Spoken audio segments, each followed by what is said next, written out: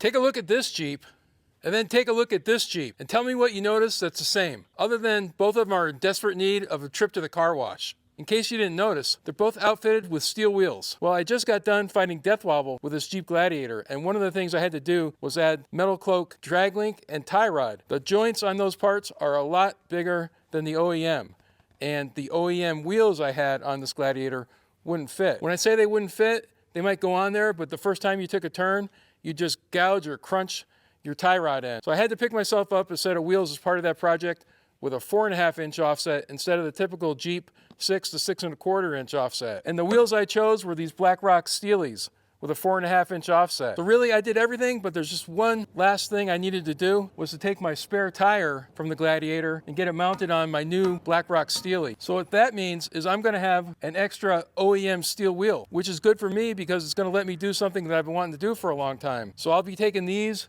down to the tire shop, getting that Mickey Thompson put on this wheel, and that'll free up that OEM Steelie. So this is my Xventure XV-3 off-road trailer, and I've been wanting to have Steelies on this trailer that matched the Wrangler for a long time. At one time, when I first got the trailer, I went out and got myself some OEM wheels off of Craigslist, and they did match the Wrangler until I switched that over to Steelies. It wasn't a perfect match because I had to use a router to route out the center so they'd fit over the pilot hub. So this wheel here is another OEM Steelie with a 6-inch back space. And a friend of mine gave me that a couple years ago, and I've been hanging on to it. So now that I've got this one that I've had for a long time, and I'm gonna have that other one, it'll match my Wrangler perfectly because it's gonna have the same exact wheels on it, and it'll pretty much be a really good match for the Gladiator, even though those are D-window Steelies, but it'll still look pretty good. So there's another good reason for getting rid of these OEM wheels, and it's because when I do that, I won't need to use these OEM lug nuts anymore.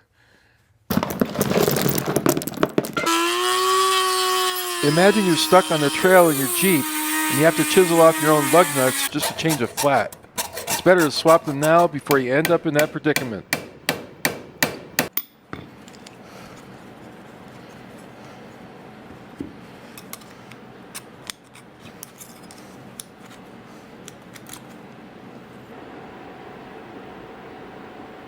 So you can see I have quite a large collection of OEM Jeep lug nuts. So the problem with these Jeep lug nuts is they're a two-piece design. They have a steel lug nut underneath, and then they have an aluminum beauty cover. And what happens over time, with heat and cold and moisture getting in here, these lug nuts, the beauty cover swells up, and then you can no longer get your 7/8 socket on there or your 22 millimeter. So now you got a problem. You get a flat tire and you need to get these off. What do? Well, you have to cut this beauty cover off one way or another. And then after you've beat up this inner lug nut trying to get the cover off, you're still going to probably have a hard time getting a socket on there if you have the right socket with you. I've got this 21 6-sided socket, 21 millimeter, and I can't even get this one on because I've beaten this up to get the cover off. This 21 millimeter 12-sided socket, it'll actually go on. So if you're sticking with your OEM wheels and you use these kind of lug nuts, I would definitely recommend swapping them out for a regular solid lug nut that's not going to give you a hard time if you need to change a tire in an emergency. I'll have a link in the description for a good solid replacement lug nut. So what I'm temporarily using on the trailer to hold the Steelies on is these kind of generic lug nuts. They fit. They're a cone seat, which is what you need. So what I use on all my Steelies is these McGard 64072 lug nuts. They fit perfect over the Steelies. They have a cone seat that allows you to lug-centric mount your wheels so they're perfectly centered. Basically indestructible. The finishes stay good for years and years. I don't know what they do, but they make a super high quality lug nut. It's covered on the end. It's closed on the end, so it's not going to let any debris get into that thread. And it's just a high quality made in USA product. That's the McGard 64072 cone seat lug nut. I got a couple more packages of these coming so I can swap them out on my trailer. So my Xventure XV-3 trailer is totally awesome, made by Schutt Industries. Xventure, they're in Wisconsin. It's all American made, all aluminum. It's an incredible trailer. It came with these leveling jacks. Lesson learned the hard way. These are leveling jacks, not lift jacks. I shredded one using an impact gun to swap wheels. If you want to lift the trailer, you need the ARC EXO corner steadies, rated for 1,929 pounds. Those can be used as jacks. I will upgrade these as soon as I can. If you want more info on the ARC EXO corner steadies, see the link below. For now, I'm sticking to the hand crank and a bottle jack for safety. And I don't even really use the impact gun with them. I use the hand crank, and that way I know I'm not going to destroy this thing. You can see where I took the router. I had to clean out this OEM center hub to make this wheel fit onto the trailer. I wasn't expecting that when I bought these off of Craigslist, but it worked. Let's see how this Steelie works out.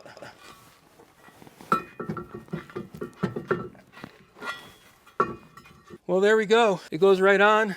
Okay, well, things got a little bit crazy here for just a minute because I put my Steelie onto the trailer and I saw that the edge of the wheel was nearly cutting into this brake line. And I looked at the other side, I looked at this one, and I realized a little clip had broken, and this brake line's actually supposed to be way the heck over there. So I need to repair that, make sure that brake line stays out of the way. That brake line being so close to the rim made me question if I had the right wheel.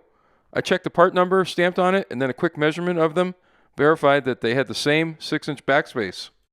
That made me realize that if the old wheel worked, the new wheel was going to work too.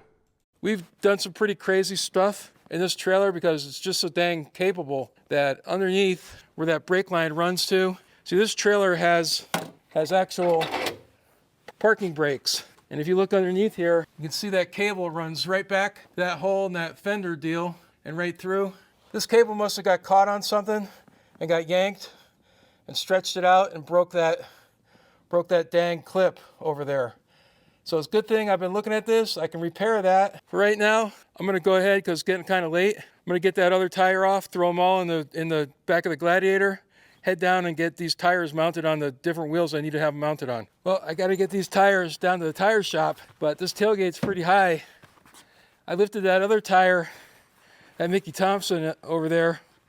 I lifted that up all in one shot right in here. I'm not doing that again. I'm going to do a 2-stage lift here. That's a lot better. I should have done that with that other one. That was a lot smarter than picking that big old Mickey Thompson up in there. Let's call this the Muddy Ruttzz 2-stage tire lift. Oh! I hauled my pile of tires down to Castillo's Tire and Repair on Picacho Avenue. Just to be clear, Jerry's not a sponsor, and I paid full boat for the service. It was my first time meeting Jerry, but the guy clearly knows his stuff. He's got a ton of experience, and his crew had me swapped out and back on the road in no time. I got the driver's side trailer tire mounted using my temporary lug nuts. That wheel was riding under the bed of the Gladiator, and it shows. Now to deal with that broken rubber-lined P-clamp that was holding the brake line on the passenger side. I thought I had a rubber-lined P-clamp in my garage in a box or a drawer, so I did not stop and get one when I went out with the tires. I didn't, so I needed to come up with a temporary fix to hold that brake line over that won't damage it. That way I can install my new Steelie and roll my Xventure XV-3 back in the garage when I'm done. But anyways, I'm just going to use a piece of nylon webbing strap, and I'm going to rivet this with a fat washer right to the trailer, and that'll be temporary. It'll keep the brake line over. We'll keep an eye on it. First I got to drill out this rivet. This is not a regular rivet. I might just end up drilling a whole new hole. In fact, I think that's what I'm going to do. This whole trailer is made of aluminum. It's going to be too awful hard to get a hole in this thing. Okay, got my nylon strap fastener there. Let's see what we can do to make this happen. Definitely not perfect. I think it's going to work for now. There's the one that broke.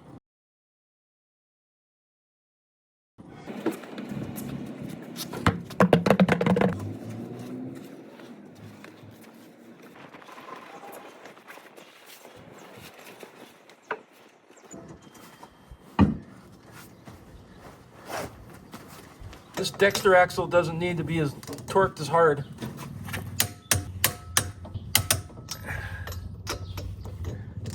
So I'm going only 100 foot-pounds. One more thing I need to do, I have to adjust the brake. This Xventure trailer has a brake for each wheel. And right now it's pretty loose. And the way you adjust it is you just turn this handle. I sprayed some WD-40 in here because that desert dust just goes ahead and jacks everything up. Right now, see that wheel's spinning free, but I'll get this tightened up and it'll be better. There you go. Pretty easy to adjust. One of the reasons I bought this trailer is because it does have these handbrakes. You got one on either side.